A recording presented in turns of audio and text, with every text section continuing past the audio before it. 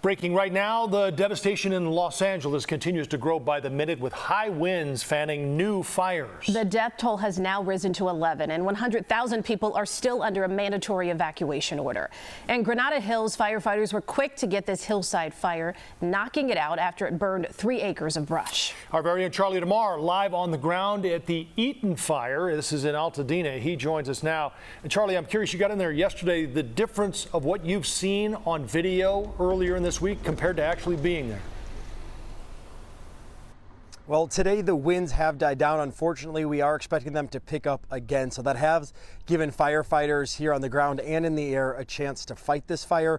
As we go block by block here in the small community of Altadena, this is really the reality of it for so many here.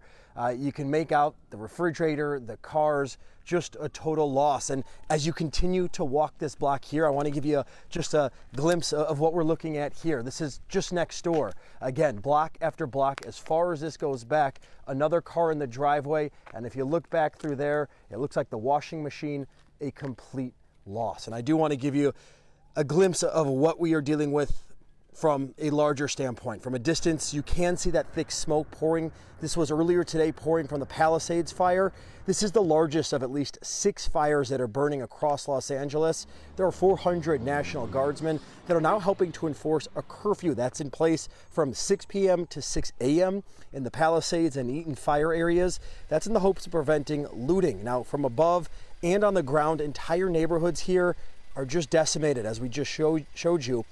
Now, we were told that last night that at least 10,000 structures had already been lost. Those who've been able to return to their neighborhoods are finding that nothing is salvageable.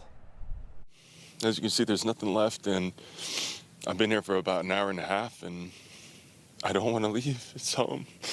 So I really can't put it into words.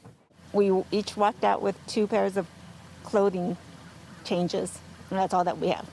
Everything that we know and love is gone. Not just this house, my whole city gone, man, the whole thing.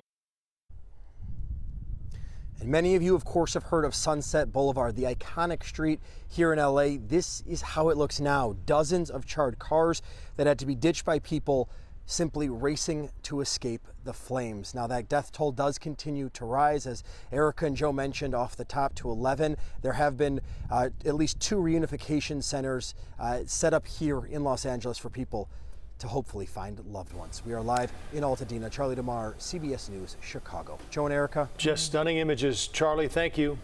Well, the Red Cross is operating 7 shelters for people and their pets who have nowhere to go. And volunteers are pouring in from across the country to help, including Vicki Brown from Rockford. She'll fly into LAX tomorrow for 2 weeks. Well, emotionally, it really tugs at your heart.